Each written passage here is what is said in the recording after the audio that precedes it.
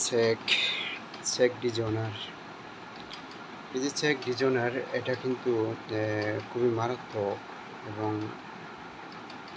এটা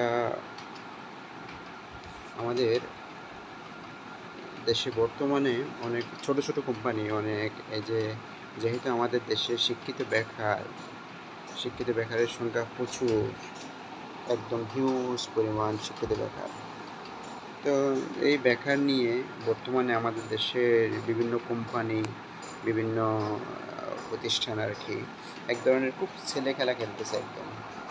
তাদেরকে বিভিন্নভাবে জিম্মি করা হয়, বন্ড স্টাম্পে বন্ডিংয়ের মাধ্যমে। এর বাইরে হয় কি, ওই যে ব্ল্যাঙ্ক চেক নেওয়া হয়। ব্ল্যাঙ্ক চেক নিয়ে মানে এরা নাকি সিকিউরিটি নেয়, কিন্তু আলটিমেটলি এটা নেওয়া হয় কী জন্য? এটা নেওয়া হয় একদম জিম্মি করার জন্য।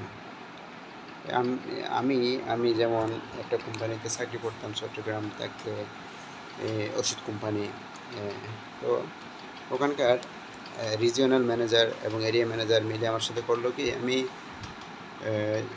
রিজাইন করছি। আমি রিজাইন পেপার জমা দেওয়ার পরও ওনারা এটা হেড অফিসে পৌঁছায় নাই।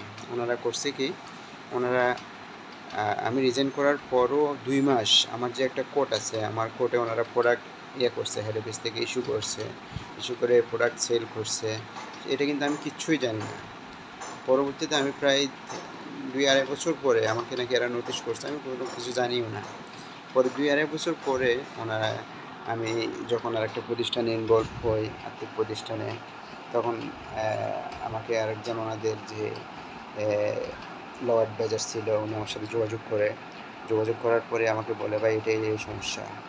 তো এটা আমার মতো আমার আরও 2-4জন ফ্রেন্ড ছিল ওই প্রতিষ্ঠানে, তো এদের সাথেও করা হয়েছে। যদিও এরা আমলে নেয় নাই, কিন্তু আমার আমলে নিতে হয়েছে কেন? আমি একটা আর্থিক প্রতিষ্ঠানে এঙ্গেজ আছি। এটা আমার জন্য ভালো হবে না যদি আমি এটা অ্যাভয়েড করি, যদি এটা মামলা মোকদ্দমায় যায়। আমি সেই একটা জটিলতা কাটানোর জন্য, আর সবচেয়ে বড় কথা হচ্ছে আমি যে ফেস করব ওনাদেরকে, এটা যে প্রমাণ করব এটা যে ফেক, সেই সুযোগটা আমার ছিল না। আমি ছিলাম হচ্ছে একদম কোথায়, লালমনিরহাট। তো সেখান থেকে আসা যাওয়া আমার জন্য অনেক দুরূহ এবং মুশকিল ছিল।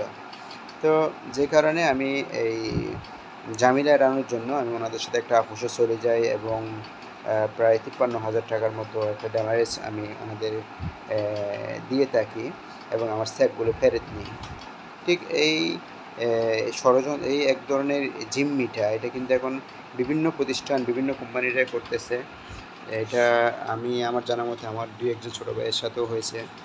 তো যারা এখন যেহেতু আমাদের দেশে বেকার অনেক আছেন, অনেক বেকার ভাই বোনেরা আছেন, ছোটো ভাইয়েরা আছেন অনেক, যারা আবার বেরোবে এখন ডিগ্রি অনার্স মাস্টার্স কমপ্লিট করে, অনেকে চাকরি লাগবে, অনেকে জয়েন করতেছে বিভিন্ন ওষুধ কোম্পানি, বিভিন্ন আর্থিক প্রতিষ্ঠানে।